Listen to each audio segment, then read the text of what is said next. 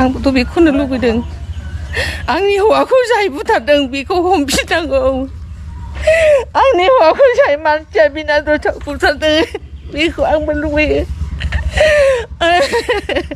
आंनि हौवाया मोजाङै मोजां भारा बोनो होननानैसो फैदोंमोन भारा लानानैसो फैदोंमोन बेखौ मानो बेबायदि बुथारनांगौ आंनि हौवाखौ एफा अननायै अमा दाउ बायदि मानो देथारदो बेखौ आंबो लुबैयो बेखौ मोननांफिनगौ आदै जाबाय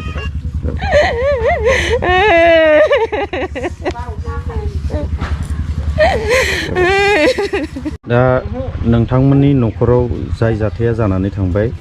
आदा वाराम ब्रह्म बिथांखौ जे अयनायै बेबायदिनो बुथारनाय जाबाय बिनि सायावहाय गासै डिटेल्स जाथाया माबोरै जादों बेखौ खोन्थाना होयोबानो जाबाय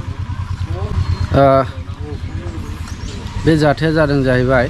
चिरां डिस्ट्रिक्ट आमगुरि थानानि सिङाव थानाय कलियागाव गामियाव जादों बियो बे गामिनिनो स्थायी बासिन्दा रायजो गोदोनिफ्राय बियो बेयावनो जोनोम जानानै बेयावनो बियो गावनि रांखावरि इनकामनि थाखाय सापागुरि जायगायाव बियो सापागुरिनि गोजोनपुरि जायगायाव बियो बेबायदिनो रिक्सा सालायोमोन मोनसे समाव बिनि उनाव दा टट' बा फिलफिलि बियो सालायनानै जिउ खुङोमोन दा बियो दाख्लैनि थांनाय 15 थारिख खालि सापागुरिनिफ्राय भारा लानानै बियो जोंनि कलियागाव गामिनि गेजेरजों थांनानै नांगलभाङाखौ बारलांनानै बियो बेसरबारि होननाय जायगायाव बेसरबारि जयपुर बे जायगायाव बियो भारा लाबोदोंमोन नाथाय दुखुनांथाव बाथ्रा बियो भाराखौ लांखांनायनि उनाव मानसिया फैफिनदोंमोन होननानै माने नावघाटनि जाय फैसा लाखिग्रा बे बिथाङा माने खिन्थादों नाथाय बै मानसिया खिन्थादोंब्लाबो बे मानसिया जोबथारनायाव न'सिम सौहैयाखै आरो बेखौ नागिरै नै मैयानि दिनाव सरबकनि मोनसे दैमायावसो माने बेनि गोथै सहखौ मोननानै पुलिसा लाना थांदों बिनि उनावसो माने बेखौ पस्टमर्टम खालामनायनि उनाव दा मानसिखौ बे गोथैखौ नैबे कलियागाव गामि गावनि स्थायी गामियाव लाबोफिननाय जाबाय दा जोङो बुंनो सानो आरो बिराद दुखुनांथाव बे रादाबखौ आं बेखौनो बुंगोन दे बेबायदि जाथाया जाहाथे उनाव दाजाथों आरो जाय बिथांमोना बेखौ इनायै बेबायदि बुथारबाय जाय बिथांमोना इनायै बुथारबाय बिसोरखौ जेरैखि जाया आयेननि बेबस्थानि गेजेरजों प्रसासन लोगोसे सरकारा एसे आखायाव लानानै बेखौ गोख्रों राहानि गेजेरजों बिनि जाय दायनिगिरि बिथांमोनखौ नागिरनानै बिनि साजाखौ होनांगौ आयेन मथे माबायदि साजा मोनो बेनि साजाखौ एकदम गोख्रों हिसाबै होनांगौ जाहाथे इयुनाव बैफोरबायदि कालप्रिट मानसिया इनायै खुनु मानसिखौ बेबायदि बुथारनो हाया दा बेनिखायनो आं बेखौ खावलायगोन दा बिनि सायाव तदन्त सोलिगासिनो दङ निस्सय आसा खालामदों बियो बिराद मोजां तदन्त जागोन आरो जाय बिथांमोना बुथारबाय बे बिथांमोनखौ निस्सय हमनानै हमनो हागोन बेखौ आसा खालामबाय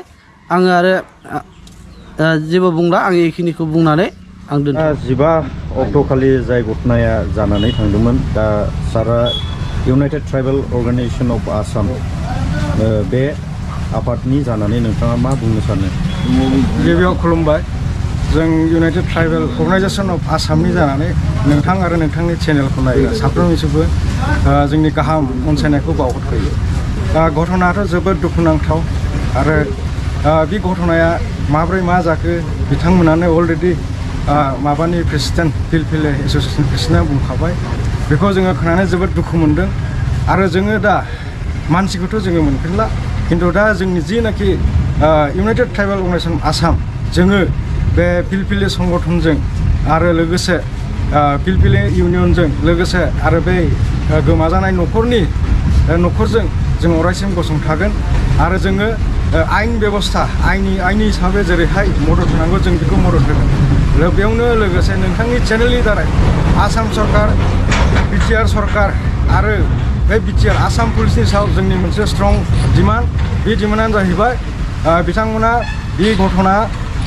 बे जायानाखि भारा लांनानै बिथाङा जयपुराव थांदोंमोन जयपुरनिफ्राय ओरै फैफिननानैहाय ओमफ्राय बियो लास्टआव सानथाम सानब्रैनि उनावहाय बिथांनि डेड बडिखौहाय हरै बरपेटा डिस्ट्रिक्टआव मोनहैदों बेयो जोंनि थाखाय जोबोद दुखुनांथाव बाथ्रा आरो बेखौ आसाम सरकार आरो बिटिआर सरकार आरो बे आसाम पुलिस प्रशासना प्रपार इनभेस्टिगेसन खालामनांगौ आरो लोगोसे बिथांनि थालांनाय बे न'खरनि सायाव सरकारि आयेन मथे जिनाखि क्षतिपुरन दं बेखौ सरकारा होथारनांगोन बिनि थाखाय जोङो मेम'रेन्डामफोर होगोन आरो जोङो दिनै नोंथांनि चेनेलनि दारै बेखौनो डिमान्ड खालामो आरो बिथांनि जे गारिखौबो मोनफिननो हायाखै गारिखौथ' मोनाखै दा बिनि सायावहाय मा बुंगोन बे गारिखौबो पुलिस प्रशासना नागिरनानै बख'नांगोन दाथ' डिजिटेल जुग बे डिजिटेल जुगाव बिथांनि बे मबाइलानो बिनि लकेसनखौ खोन्थाखायो जों सानो जोंहा फोथायनाय दं पुलिस प्रशासननि सायावहाय बिथांमोना खामानिखौहाय एकदम प्रपार माने रावनिबो हेसा गैयामालानो खामानिखौ मोजां मावगोन होननानै जों फोथायो আমি ইয়াৰ বিষয়ে ক'ব খোজোঁ বেলাবাটি 4টা বজাত জয়পুৰত মানুহটা ভাড়া লৈ গ'ল যাওয়ার পাছত নৌকাটা পার হল নৌকা পার হয়ে আর মানুষটা রিটার্ন হওয়ার পাছতে মাজত তার কাছে মানুষটা নাইকিয়া হয়ে গেল এই কারণে আমি কব বিচাৰিছোঁ যে আমার যারা ইউটিউবারে আছে সিহঁতৰ সহায় আমি বিচাৰিছোঁ আৰু আমি প্লাস সরকারেরও সহায় বিচাৰিছোঁ পুলিশ প্রশাসনেরও আমি সহায় বিচাৰিছোঁ আমি মানে একদম গরিব মানুষ পিলপিলি চলাই খাই এনেকৈ আমি যদি আছে যে ভাড়া লৈ গেলে যদি আমার এনেকৈ দুর্ভাগ্য হয় তেনেহ'লে আমি কেনেকৈ বাহিৰত ওলাম কেনেকৈ আমি रोजगार কৰি খাম আমিতো গরিব মানুহ আমাৰ তো গাড়ী চলাই খাব লাগে তে এই কাৰণে আমি এইটো ক'ব খুজিছোঁ যে পুলিচ প্ৰশাসন বা আমাৰ চৰকাৰে এইটো অলপ মানে আমাৰ দায়িত্ব নিব লাগে বা এই কামটো আমাক সলভ কৰি দিব লাগে মোৰ এইখানি ক'ব লাগে মানে প্ৰপাৰ ইনভেষ্টিগেশ্যন লাগে হয় লাগে স্যার এইটো লাগে আপোনালোকে জৰিয়তে বা আমাৰ এইখানি কামটো কৰি দিব লাগে আৰু প্লাস মানে কি যে এই কামটো কেনেকৈ হ'ল কেনেকৈ কৰিল কাই কৰিল এইটো তদন্ত মানে আমি পুলিচ প্ৰশাসনৰ আৰু আমি ইউটিউবাৰৰ মানে সহায় মানে বিচাৰিছোঁ এইখানি ধন্যবাদ United tribal organisation of Assam बे संगठननि जानानै नोंथाङा बे न'खराव सफैनानै मा बुंनो सानो गिबियाव खुलुमबाय दिनैहाय जोङो वारामनि न'खराव दंफैयो बय फैनायनि खारनानो जाहैबाय जोङो बे दुखुथिया न'खरजों ओरैनो लोगो लाफैनानै दुखु सुखुफोरखौ एसे शेयार खालामनानै जों दंफैयो लोगोसे जोङो बे दुखुनांथाव जिनाखि आनएक्सपेक्टेड इन्सिडेन्ट जायानाखि जानानै थांबाय बेनि सायाव जोङो कन्डेम होग्रोयो लोगोसे जोङो सरकारनि सायावहाय जोबोद स्ट्रंलि डिमान्ड खालामो बिथांखौ जायफ्रानाखि बेबायदि भारा लांनानै ओमफ्राय बेबायदि मानसिया माब्रै गोमाखो बिनि ओमफ्राय माब्रै मानसिनि बिनि डेड बडिया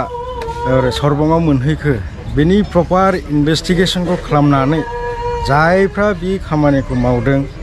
बिथांमोनखौ एकदम आयेन मथे गोरासाव गोरा सास्तिखौहाय जोङो होनांगौ होननानै डिमान्ड खालामो आरो लोगोसे बे दुखुथिया न'खरनि सायावहाय सरकारनिफ्राय थांनानै थानायनि लामा हिसाबैहाय बिसोरनि एककालीन माबा मोनसे जि सरकारा बेबायदिखौ मोननायनि माबा दङ बेखौहाय होथारनांगौ होननानै जों खावलायो ओमफ्राय लोगोसे बे न'खरावहाय न'खरनि फिसाफोरनो हयथ' बिसोरनि क्वालिफिकेसनखौ नायनानै साख्रि मोनसे होनांगौ होननानै जों इउनाइटेड ट्राइबेल अर्गानाइजेसन आसामनिफ्राय बेखौ डिमान्ड खालामो